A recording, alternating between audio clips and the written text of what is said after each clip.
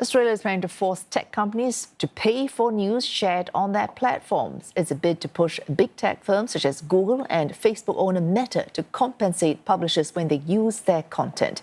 Roger Maynard reports from Sydney.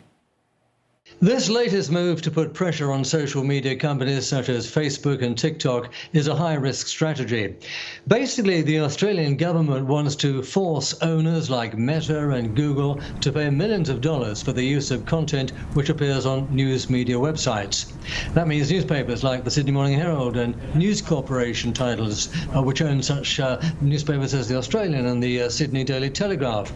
The government argues that the big social media players earn billions from their own platforms at the expense of the more traditional news media, which effectively gives their content away for free and has lost billions of dollars in advertising at the same time.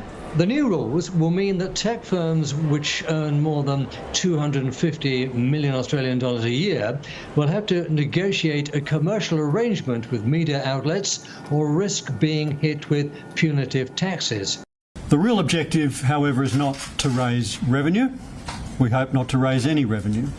The real objective is to incentivise agreement making between platforms and news media businesses in Australia.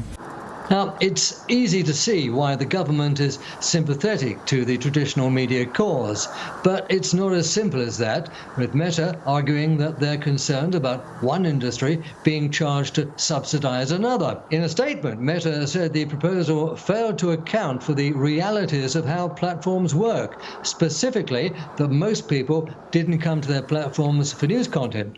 News publishers voluntarily chose to post content on social media platforms because they received value from doing so, it added.